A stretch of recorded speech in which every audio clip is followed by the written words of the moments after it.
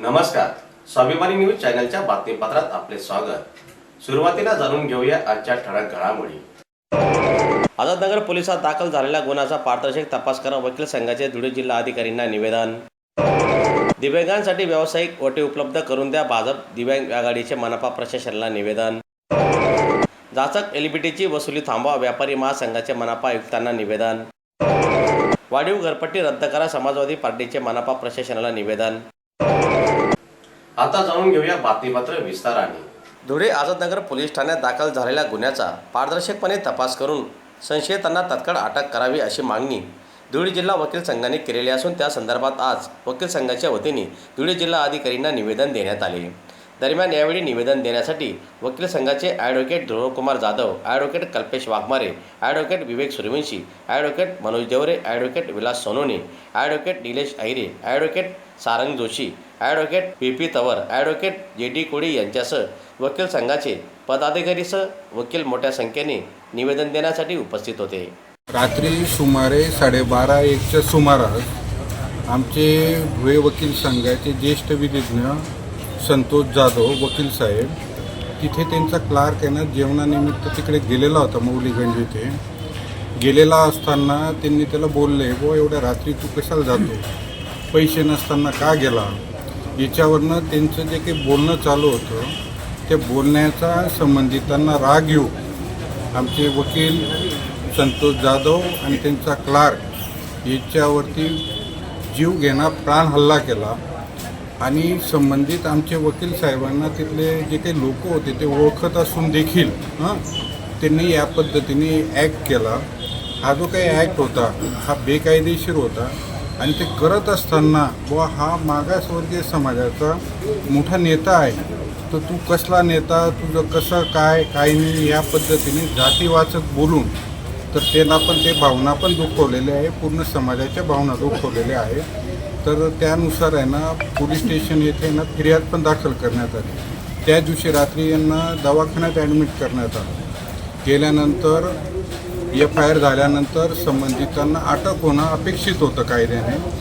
आज तागायत त्यांना अटक झालेली नाही आहे, तर ती अटक का नाही झालेली याबाबत आम्ही याच्यापूर्वी माहिती घेण्याचा प्रयत्न केला, पण ती माहिती उपलब्ध नाही झाली। आज कलेक्टर साहेबांना ते निवेदन दिलेलं आहे, संबंधितांविरुद्ध कठोर कायदेशीर कारवाई करण्यात यावी, नाही तर पुढील दिशा ठरवण्यात येईल आणि संबंधित प्रशासनाला यास जबाबदार धरलं जाईल। धुळे मनपा क्षेत्रात 2390 दिव्यांगांची नोंदणी झालेली आहे। अशा सर्व दिव्यांग बांधवांकरिता मनपाच्या अर्थसंकल्पात तरतूद केलेल्या 5% निधी खर्च करण्यात यावा। साखर रोडवरील बच्चे बाजार परिसरातील मनपाच्या माध्यमातून लहान व्यावसायिकांसाठी तयार करण्यात आलेल्या रिकाम्या ओट्यांपैकी काही ओटे दिव्यांग बांधवांना देण्यात यावा यांच्यासह विविध मागण्यांसंदर्भात आज दिव्यांग विकास आघाडीच्या वतीने मनपा प्रशासनाला निवेदन देण्यात आले। दरम्यान यावेळी निवेदन देण्यासाठी दिव्यांग विकास आघाडी भाजपा जिल्हा अध्यक्ष संजय सरक यांच्यासह कमलाकर महानोर, दिनेश वाघ, राजेश चिखलकर, सुनील ढोले, रवींद्र माळी, राजेंद्र चौधरी, सुनील घटी, संतोष धुमाळ यांच्यासह दिव्यांग विकास आघाडीचे पदाधिकारी उपस्थित होते। नमस्कार, मी संजय बाबा सरक, जिल्हा अध्यक्ष भाजपा दिव्यांग विकास आघाडी। आज महापालिकेत आम्ही दिव्यांगांच्या विविध मागण्या घेऊन माननीय आयुक्त साहेब यांना निवेदनाद्वारे आमच्या मागण्या व आमच्या समस्या मांडलेल्या आहेत।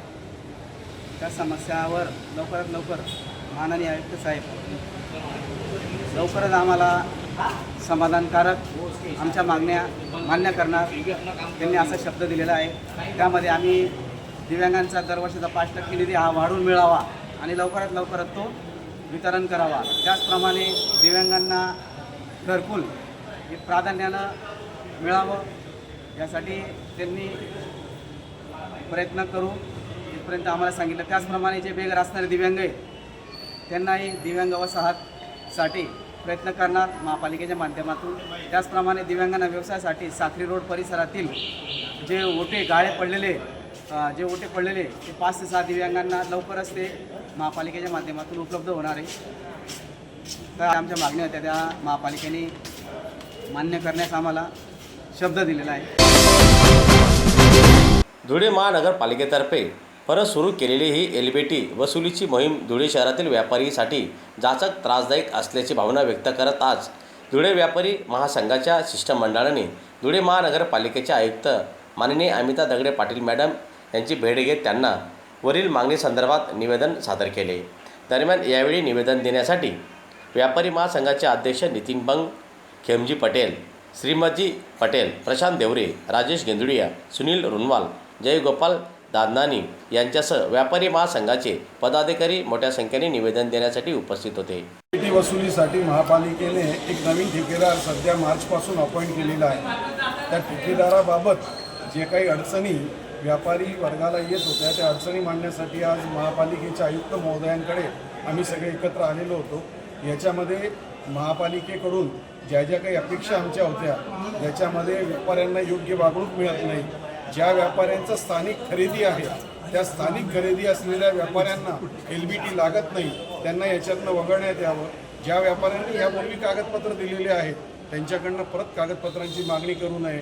व्यापाऱ्यांना जे काही चुकीच्या लोकांकडनं ज्या काही त्रास दिला जातो आहे याच्यावर अंकुश आणावा।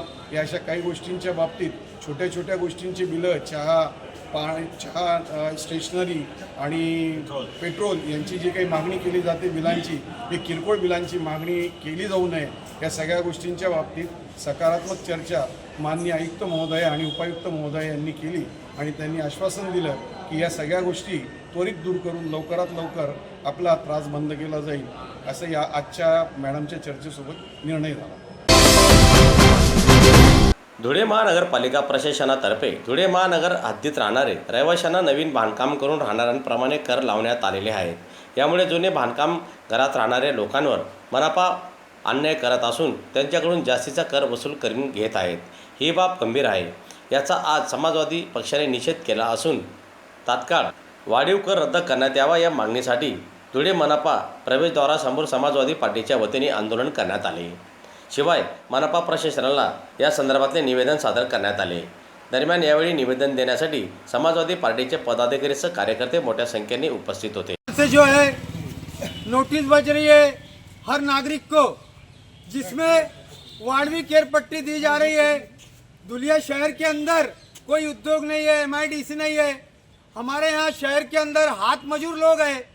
हाथ मजूर लोग आज उनको अगर 100 रुपये केयर पट्टी आती है डायरेक्ट 1000 रुपये केयर पट्टी आ रही है। नागरिक में बहुत गुस्सा है। नागरिक को न पानी मिलता है, 10-12 दिन में पानी मिलेगा, कचरा 10-10 दिन नहीं उठ रहा है, गटर 1-1 महीना साफ नहीं हो रही है। यहाँ पर कोई सुविधा नहीं है और कर बार बार बढ़ाया जा रहा है। ये कर जो है अन्यायकारक कर जो है ये रद्द होना चाहिए, नहीं तो समाजवादी पार्टी ये जन आंदोलन करेंगे। याचबरोबर स्वाभिमानी न्यूज चॅनलचे बातमीपत्र संपले। पुन्हा भेटूया पुढील प्रसारणात। तोपर्यंत नमस्कार।